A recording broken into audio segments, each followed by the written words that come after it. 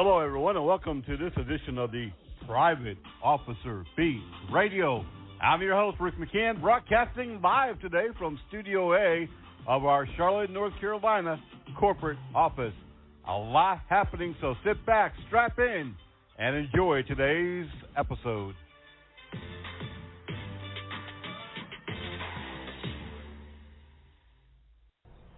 Hello, everyone, and welcome to this edition of the LP Zone, where everything is about loss prevention and physical security for retailers and shopping centers.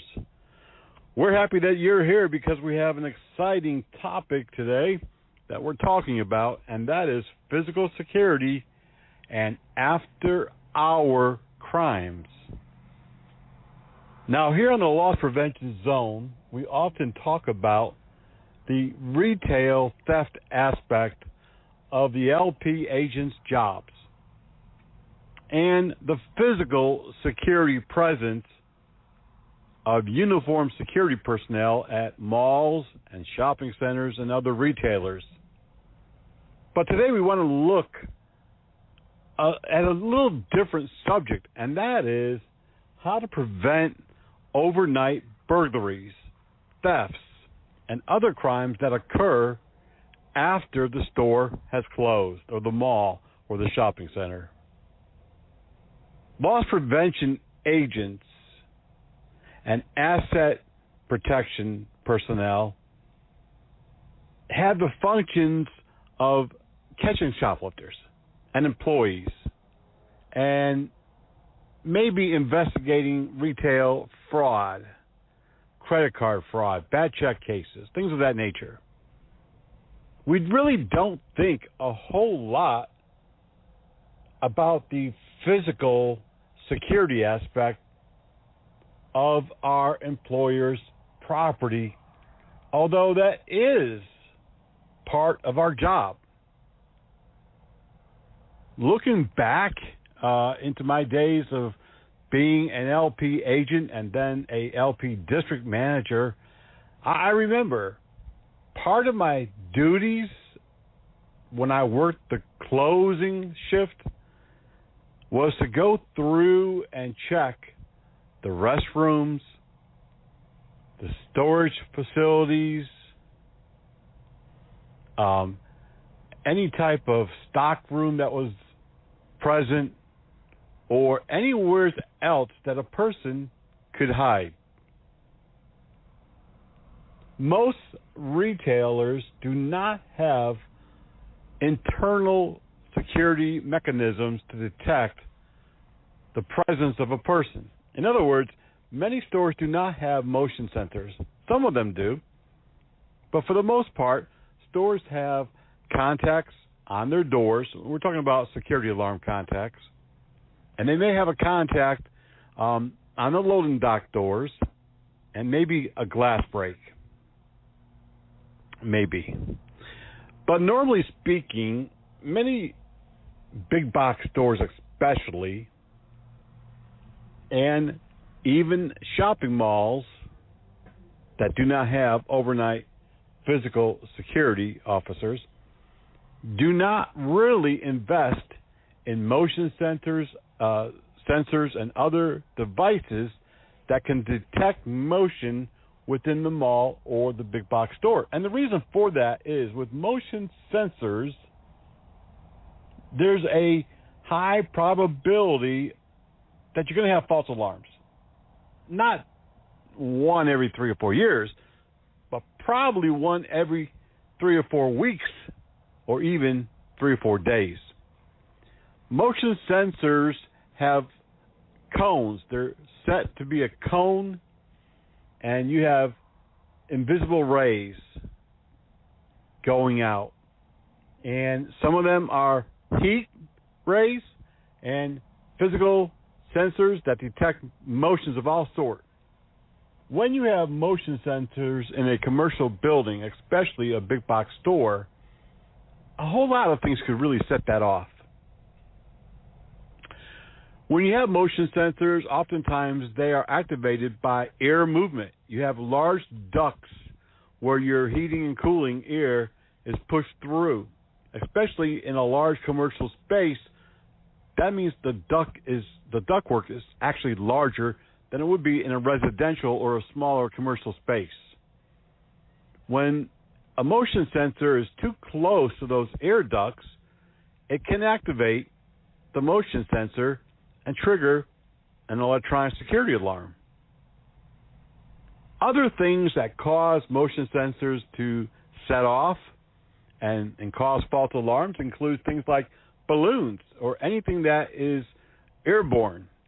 So if you have a party in the employee's lounge, a birthday party for one of the employees, and there's been a balloons involved, that balloon could later on blow up, could begin to fly away and break that motion sensor cone and thereby activate the alarm. And while this isn't an alarm training course, you have to understand the need for physical security. And this is one of the reasons why many stores' protocols for loss prevention and asset control is to check those spaces during the close-up hours. If your store closes at 9 p.m. and they make that final announcement, and then they make that final announcement again and again because there's still a few stragglers left, customers in the store, LP should be getting out of their office and go down to the stock rooms and to the storage spaces and the loading dock and wherever people can hide. And I get it. We've had a long day. Although it may not be physically straining on an individual to be an LP agent, it can be mentally. We're looking at the monitors. We're looking at people. We're out on the floor following people. We're trying to detect theft, investigate fraud and ORC, organized retail crime, and doing a whole lot of variety of different things during our shift. And believe me, by the time 9 p.m. comes, especially if you've worked opening to closing, you're tired. And the last thing you want to think about is doing that foot patrol check of the stock room and the restrooms and the office spaces and behind boxes and up under here and there. I've done it. 12 years. I know. And if you're really doing a thorough job, you are not only doing a quick walkthrough, but you are checking up under the storage shelves, behind stacks of boxes, looking into areas where someone might hide after the store is closed for the purpose of theft, burglary.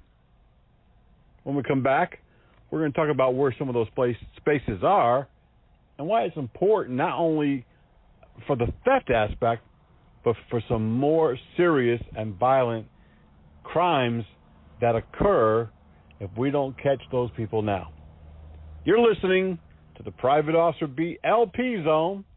Everything here is loss prevention related. We'll be right back. Nurse, I need you to apply pressure to the head wound until I can get to it. I'm concerned she's lost too much blood. Oh, no. You in the corner, who are you? You're not supposed to be here. She's my girlfriend, Doctor. You need to wait out in the waiting room. Please, Doctor, I want to stay with her. Look, she's been badly injured. So if you want to do what's best for her, you need to let us do our work. Please, Doctor, she has to be okay. I didn't mean to do this. I love her. Wait a second. You were the driver? Yes, but I didn't mean to. I swear, we went to dinner. I was just buzzed. I only had a few drinks. Just buzzed? Why didn't you tell us that? In that case, your girlfriend is fine. Hey, sweetie. I feel great. You want to get out of here? I can't believe this. Really, Doctor? She's really okay? What, are you kidding? No, not really. Nurse, get me a suture kit. Stat. Buzzed driving. Maybe we should stop acting like it's no big deal. Buzzed driving is drunk driving.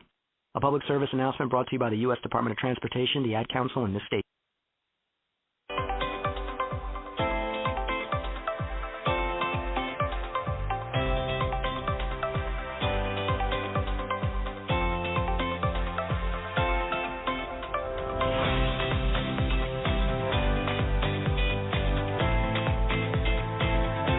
Welcome back to the LP Zone. Everything we talk about on this program is about loss prevention and physical retail security. And today's topic, we're talking about hideaways, people who hide in our stores, especially big box stores, sporting goods stores, and even shopping malls for one reason and one reason only, and that is to steal, to rob.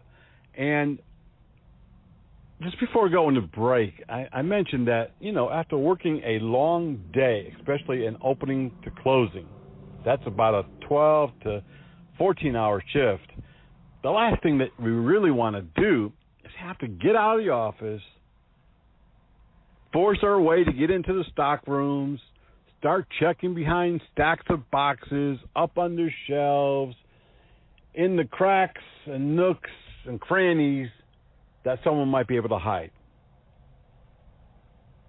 And I know from my own experience and from my experience of managing LP agents, that's a hard thing to do on some days. Especially if you've been busy, you've been running your behind off, you've caught a couple of shoplifters, you've had a lot of suspicious cases. It's been a long day, a busy day, an active day. And now, as you're dragging, as you're looking forward to locking those doors of the store and getting home and relaxing, your job isn't done. Now you have to play security guard.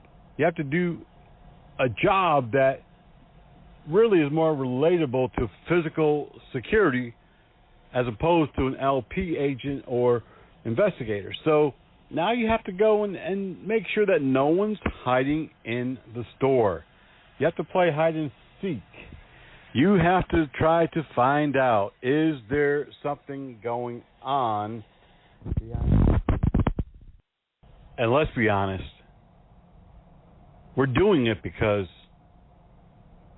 it's required of us. We're not overly thrilled about having to get down there and hand search through or even walk through these areas, but it's required. And so here we go, and we do it haphazardly. We're tired. We're not even thinking about the ramifications if we don't do a good, thorough job of looking for someone who might be hiding. And we do what we have to do, and we get the heck out of Dodge. But the reason why it is so important for LP agents, asset control agents, investigators to really do a thorough search of the building is there are many consequences beyond the theft or the burglary of the business. Time after time after time, people have hidden inside both a big box store and a specialty store, like a hardware store or a sporting goods store or even a pharmacy. And although most of the time it's for the purpose of just stealing, there has been a number of occasions over the years where it was for something much more drastic, much more violent.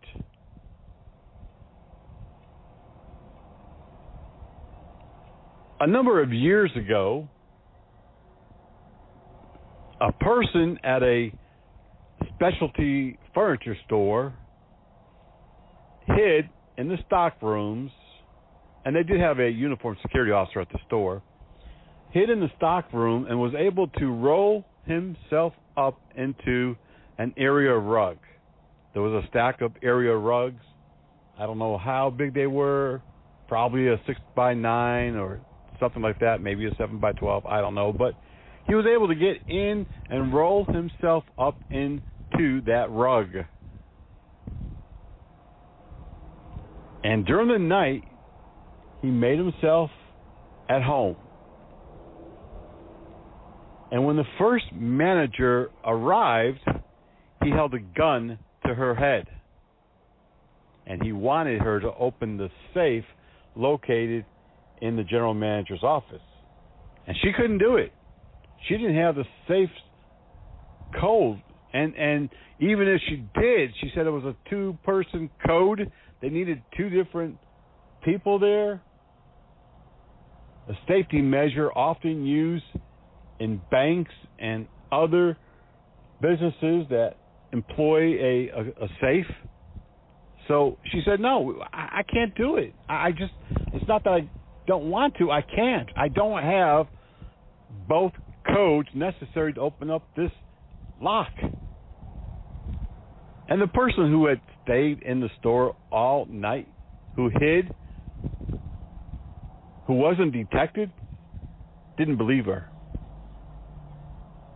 Began to assault her, eventually shooting her. He left with no money and was later arrested. But that's not the first and only time that this same thing has played out across the country.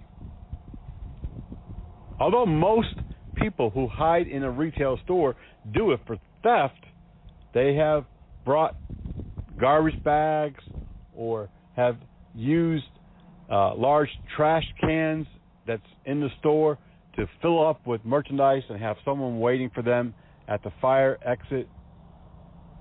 And they go quickly through the store and steal whatever it was that they planned on stealing, and they leave, and no one gets hurt. We have a theft and a burglary, but no one's injured. But there are other deviant people out there, other dangerous people whose sole goal is not theft, not burglary, it's robbery. Totally different. Robbery is a violent act, even when no one gets hurt. It's still violent. Most people who rob have weapons, firearms. And although it's easy to say, well, you know, the store's got a security alarm. Even if there's no motion sensors, it has door contacts. As soon as that guy hits the door running, it's going to sound the alarm. That's true, it is. But without going through a whole electronic security course, I have to tell you, that brings no comfort when you think or talk about catching the thief, burglar. And you're probably never going to catch him unless he's left behind some type of fingerprint, DNA, or something. Fingerprint or DNA. But no one got hurt. So if the store is not properly secured to prevent these type of robberies, these type of individuals from hiding in the store all day, all night, so they can rob the manager coming in, then that's a problem. That's why the LP agents and asset protection people are assigned the duties of checking those convenient areas, those hidden spaces for persons that are hiding.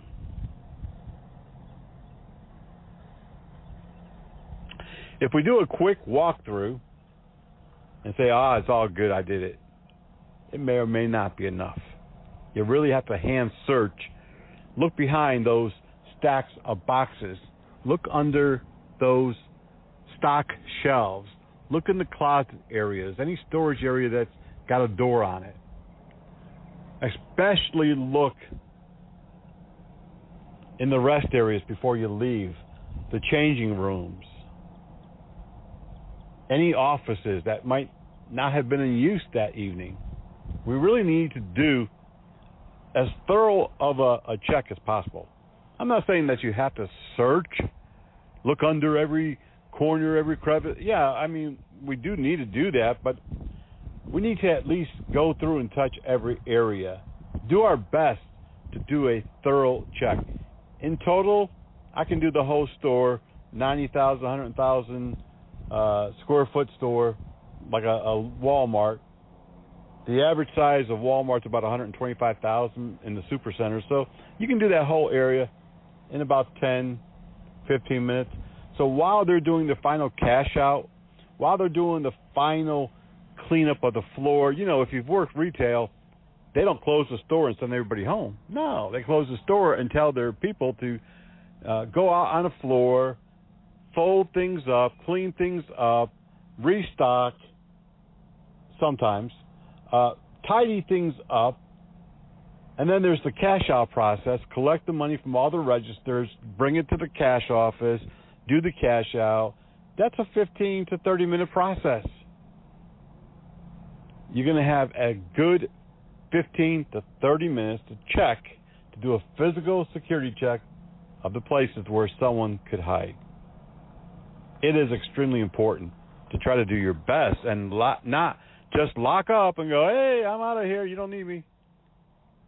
And all of the retailers that I've worked for, they all required LP to stay until the last person was out. They locked the door with the on-duty manager, and that's when you left. What happens when there's no LP on duty? What happens when they have no uniformed security presence? What happens when there's just no possible way that anyone's going to do that walk around, that security check, because there's no security? An assistant manager, a manager, someone needs to be appointed, trained to do it properly, shown how to look in the, different spaces and even the crawl spaces and so forth. We've had people hide in the ceiling tile. Now, the average person, I know I couldn't. I would fall through. But there's a lot of people that can get up into the ceiling tile and hang on to the beams, and they wait until everyone's gone and the doors are locked before they come down. In teaching our electronic security courses, both regulatory as well as online, we have videos that show time and time again how people do that and the places that people hide within the store. Trust me when I tell you, people think of things that you and I just wouldn't think about.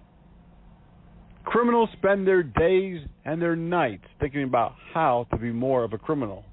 And they can really design in their head places in the store where they're going to hide, how they're going to rob you. There was a team that went throughout the Southeast just a few years ago. They brought torches to Targets and Kohl's, and they cut open holes in the roof. They had ropes. They had all kind of gear. They would go down into the stores because they knew there was no motion sensors, and they would steal tens of thousands of dollars worth of merchandise, pull themselves back up on the ropes to the roof, and they were gone. And they hit store after store after store after store.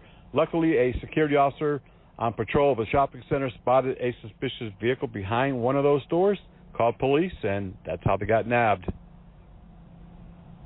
Do your best if you're an LP agent, an asset protection agent, an ORC investigator assigned to the store. Do your best to help out the store manager, the assistant manager during closing.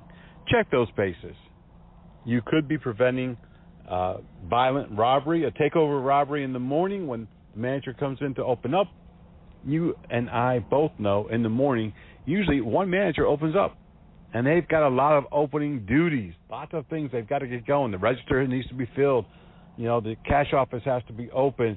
Different things have to occur before the store officially opens an hour or so later. Help out as much as you can. Do not blow things off because, no one's hiding. And if they are, that alarm's going to go off as soon as they hit that door on the way out. Yeah, well, maybe not. Maybe their whole intention is to hide in the store and commit a violent robbery in the early morning hours when the first manager arrives. That's going to conclude this edition of the Loss Prevention Zone. We appreciate you listening and join us every other week here for the LP Zone. I'm your host, Rick McCann. Like we always say, be blessed, be safe, and we'll see you back on the radio.